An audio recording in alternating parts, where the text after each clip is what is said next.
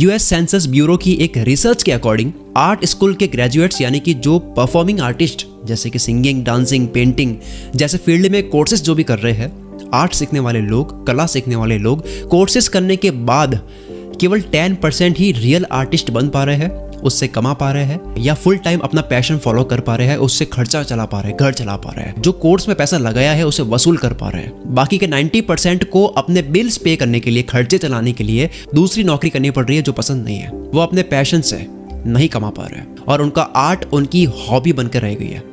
90% लोग अपने पैशन को प्रोफेशन बना ही नहीं पा रहे हैं, साइड में अलग नौकरी उनको करनी पड़ रही है। ये रिसर्च है। हम कई बार बोलते हैं ना कि डू व्हाट यू लव, यानी वो काम करो जिससे आपको प्यार है, या अपने पैशन को फॉलो करो, कुछ भी हो जाए पैशन को फॉलो करो, बाकी सारे काम आप छोड़ दो। ये बात मैंने भी अपने काफ़ी वीडियोस में कही है। इनफैक्ट मैंने भी अपने पैशन को फॉलो किया है, लेकिन स्मार्टली चीज़ों को समझ करके फिर मैंने अपने पैशन को फॉलो किया है। बातों को आपको एज इट इज नहीं लगाना होता है, आपको फिल्टर लगाना होता है सिचुएशन के अकॉर्डिंग। ये बात शुगर की तरह काम करती है। वो काम करो जिससे प्यार है, ये लाइन जो है ना, ये शुगर की तरह काम करती है। पर अगर शुगर ज़्यादा हो जाती है तो भी दिक्कत हो जाती है। कभी कभी कुछ मीठा होता है तो ठीक है, कुछ मीठा हो जाए तो ठीक है, पर हर वक्त मीठा ही हो रहा है तो क्या होता है, जो बचपन में दिक्कत होती थी वो हो सकता है, या फिर ज़्यादा शुगर की वजह से आपको दिक्कतें हो सकती है। सो गाइस, मैं बताऊंगा डू व्हाट यू लव, यानी कि वो काम करो जिससे आपको प्यार है, बाकी के सारे काम आप छोड़ दो, वही काम करो जिससे आपको प्यार है। ये बात आपको कितनी संभल कर फॉलो करनी होती है, कैसे आपको संभल कर मोटिवेशन को यूज़ करना होता है, कैसे ये शुगर अच्छी लगती है लेकिन बाद में ज़्यादा हो जाए तो दिक्कत होती है।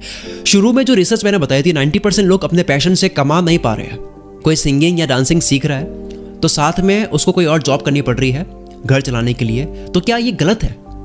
क्योंकि डू व्हाट यू लव तो कहता है कि यार सिर्फ वही करो जो आपको अच्छा लगता है, बाकी के सारा आप साइड में रख दो। लेकिन अगर आप फैमिली चला रहे हो तो आपको पैसे भी चाहिए, अगर आप बड़े हो रहे हो, या फिर आपको अपनी फीस पे करने के लिए भी पैसे चाहिए, जो आप कोर्स कर रहे हो, जो भी सीख रहे हो। देखो, डू व्हाट यू लव तक हमने सीखा है, लेकिन एक और लाइन आपने सुनी हुई होगी ऑब्वियसली, जो कि है लव व्हाट यू डू। पूरा क्या है? Do what you love and love what you do. अगर आप साइड में कोई काम कर रहे हो जिससे आप कमाने के बाद में उस पैसे को अपने पैशन में लगा रहे हो, जिस काम में आपको मजा आता है उसमें आप पैसा लगा रहे हो, तो इसको स्मार्टली पैशन को फॉलो करना कहते हैं। मतलब अभी के लिए पैशन से आपकी इनकम नहीं हो रही है, जिस काम से प्यार है उससे इनकम नहीं हो रही है, तो आप थोड़ी देर के लिए वो काम कर रहे हो जिससे कमाई हो रही है, तो ये गलत नहीं है। इसको स्मार्टली पैशन को फॉलो करना कहते हैं। इसको बेवकूफ़ी नहीं कहते हैं। बेवकूफ़ी तब होती है जब जोशीला एक्शन लिया जाता है। आपको अंधों की तरह जोश में आकर के सब कुछ छोड़ करके पैशन को फॉलो नहीं करना है। जब तक आपका आर्ट मास्टरपीस लेवल का नहीं हो जाता है, यानी जब तक आपकी आर्ट एकदम जबरदस्त तरीके से पॉलिश नहीं हो जाती, तब तक आपको बहुत बड़े बड़े एक्शन नहीं लेने हैं। आपको अपनी जिंदगी में चेस की तरह खेलना है। जोश में कुछ भी आप चला रहे हो, धमाधम मैं तो मार दूंगा, सामने वाले को हरा दूंगा, तो दिक्कत हो जाएगी। आपको स्मार्टली फैसले लेने हैं, आपको चाणक्य वाला दिमाग लगाना है। जितने भी लोग आप देखते होंगे जिन्होंने कॉलेज छोड़ दी, बीच में ही कॉलेज ड्रॉप आउट स्टूडेंट्स रहे हैं, उसके बाद में वो बहुत बड़े बन गए, उनकी कहानी पढ़ते हैं, मोटिवेट होते हैं, बट एक्चुअल में उस इंसान ने अपनी जॉब तब छोड़ी या फिर पढ़ाई तब छोड़ी होगी, अगर आप ढंग से पढ़ोगे तो आपको ये मिलेगा कि उस बंदे ने सब कुछ छोड़ के अपने पैशन को तब फॉलो किया जब वहाँ से या तो पैसा आना स्टार्ट हो गया या उसकी आर्ट बहुत ज़्यादा पॉलिश हो गई कि अब तो ये सीधा मार्केट में उतरते ही कमाएगा, इसको कोई दिक्कत नहीं होनी है। Mark Zuckerberg, Bill Gates, Steve jobs, ऐसे कई लोगों के बारे में आपने सुना होगा कि इन्होंने कॉलेज बीच में छोड़ दी, देन उन्होंने बहुत बड़ा कर दिया। पर ये भी देखना कि इन्होंने ड्रॉप आउट कब की थी। इन सब ने तब की थी जब इनका लेवल काफ़ी बन गया था, धीरे धीरे बनना शुरू हो गया था। जब तक आपके पास में इक्का ना हो, इक्का का पत्ता ना हो, तब तक आपको जोश में बाजी नहीं खेलनी है। जोश में खेला गया ताश के खेल में आप हार जाओगे। आपको इमोशनली नहीं, आपको लॉजिकली खेलना है। अगर आप लॉजिकली खेलोगे तो आप जीवन के हर तरह के हालात को फाड़ सकते हो, आप हर चीज से निकल सकते हो, आप कुछ भी कर सकते हो। अब इसका सोल्यूशन एक लाइन में बोलूं तो क्या है, मंत्र क्या है? Love what you have to do but also have what you have to do. कुछ है जो करना पड़ेगा, आपको पसंद नहीं है लेकिन एक बार ही करना पड़ेगा। वेरी डीप है। पॉइंट नंबर 1 कहता है कि जोश में आपको फैसले नहीं लेना है, आपको स्मार्टली पैशन को फॉलो करना है। दूसरे पॉइंट पर आते हैं। दूसरा पॉइंट है बैलेंस इज पॉसिबल।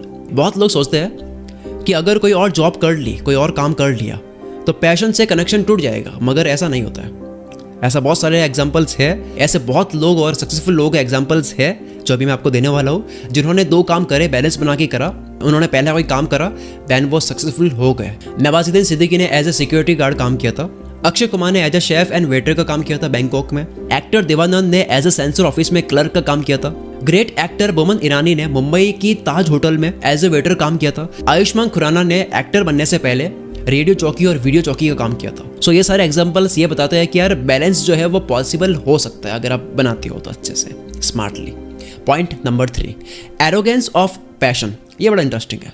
बहुत सारे लोग इस घमंड में जीते हैं कि मैं अपने काम में बेस्ट हूँ, तो शायद मुझे वही काम करना चाहिए, उसी निश से रिलेटेड जो चीज़ है वही करनी चाहिए, बाकी पे फोकस मुझे नहीं करना चाहिए, कोई ज़रूरत नहीं है करने की। यहाँ इस सोच के कारण भी उस बंदे की सक्सेस सफ़र हो सकती है, दिक्कत में आ सकता है। स्पेशली इनिशियल स्टेज पे जब वो होता है, जब वो बड़ा नहीं बना है, सक्सेसफुल नहीं हुआ है, तब उस वक्त ये नहीं कहना चाहिए कि यार ये तो मेरा काम है, ये वाला मेरा काम नहीं है तो मैं नहीं करूँगा इसको, ये मेरा ईगो है। तो ये ईगो नीचे गिरा सकता है। फॉर एग्जाम्पल, एक सिंगर को हो सकता है कि शुरुआत में सॉफ्टवेयर सीखना पड़े, जिससे सब कुछ रिकॉर्ड वगैरह ये सब कुछ होता है। एक एंटरप्रेन्योर को अकाउंटेंसी सीखनी पड़ सकती है, फाइनेंस मैनेजमेंट के ऊपर ध्यान देना पड़ सकता है उसको। एक मोटिवेशनल स्पीकर को शुरुआत में हो सकता है कि वीडियो एडिटिंग सीखनी पड़ सकती है, यूट्यूब की दुनिया को सीखनी पड़ सकती है। एक फास्ट फूड रेस्टोरेंट के मालिक को शुरुआत में हो सकता है कि कुकिंग सीखनी पड़े, उसको खुद कुकिंग करनी पड़े, लेकिन जब चल जाए तो बाद में कुक हायर कर सकता है। ऐसा मैंने रियल लाइफ एग्जाम्पल देखा है अपनी सिटी में।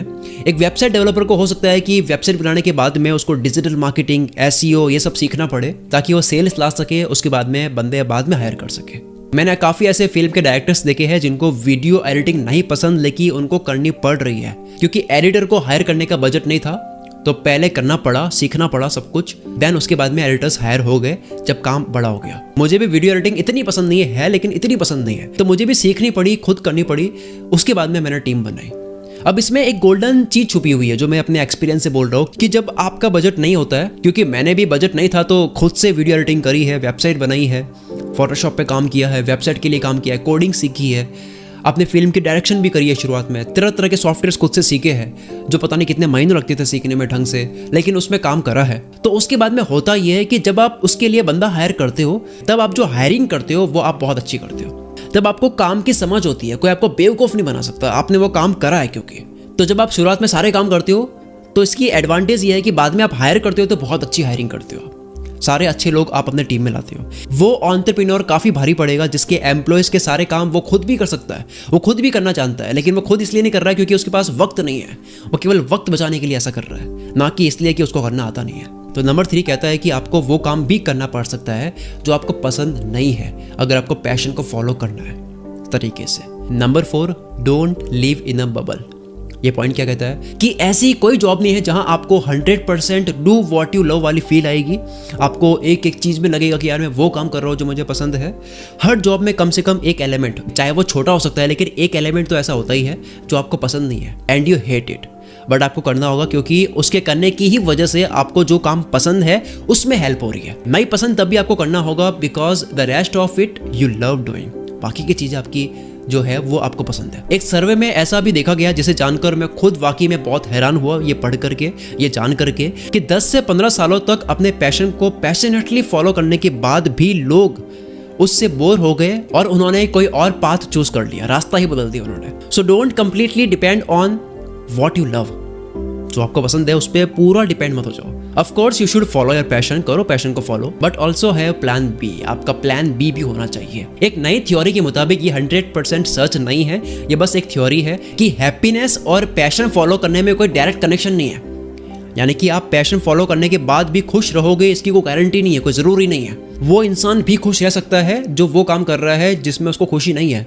वो केवल बस इसलिए कर रहा है कि ठीक है मुझे इससे पैसा मिलता है, और वो इंसान भी खुश ना रहे इसके चांसेस भी है जो वो काम कर रहा है जो उसको अच्छा लगता है। इस थ्योरी में कहा गया है कि अब वो टाइम आने वाला है कि लोगों को करियर चूज करने के लिए पैशन के क्राइटेरिया से ज्यादा इन जनरल सोसाइटी के बारे में सोचना पड़ेगा। सोचो, सोसाइटी, हमारा देश, हमारे स्टेट या जहां आप रहते हो उसके आसपास के लोग कौन सी प्रॉब्लम को फेस कर रहे हैं, सोसाइटी की प्रॉब्लम कौन सी है जो आप सॉल्व कर सकते हो, जिसमें आप अपना करियर भी बना सकते हो, जिसमें ना केवल फाइनेंशियल ग्रोथ का स्कोप है बल्कि लोगों की हेल्प करके आपको एक सुकून भी हासिल होगा, आपको अच्छा भी लगेगा, आपकी जिंदगी में शांति होगी। Award winning great work study से पता लगा है कि 88% उन प्रोजेक्ट से रिवॉर्ड जीता जो प्रोजेक्ट्स शुरू हुए थे एम्प्लॉयज के पूछे जाने से कि हम इस सोसाइटी में ऐसा क्या कर सकते हैं कि जिससे दूसरों की लाइफ में चेंजेस आए, हम दूसरों की जिंदगी में क्या बदलाव ला सकते हैं। ऐसा एम्प्लॉयज के पूछे जाने के बाद में जो काम किया गया वो प्रोजेक्ट ने ज़्यादा रिवॉर्ड जीता। मतलब जब आप ये रियलाइज़ करते हो, आपको ये महसूस होता है कि आपके काम की वजह से समाज के लोगों की लाइफ में क्या फ़र्क आ रहा है, आपके कलीग्स पर क्या इम्पैक्ट पड़ रहा है। हो सकता है आपको पर्सनली वो काम पसंद ना हो, पर फिर भी आपको उसका इम्पैक्ट जो है ना वो आपको उस जॉब को करने के लिए अट्रैक्ट करेगा, आपको तब भी मजा आएगा। तो ये रिसर्च कहती है कि आपको अपने काम से कितनी मोहब्बत है, उस काम की वजह से लोगों की लाइफ में क्या हेल्प हो रही है। समझ रहे हो, जो बातें आपको लगती थी उससे कितनी अलग बातें रिसर्च से निकल कर के आई है।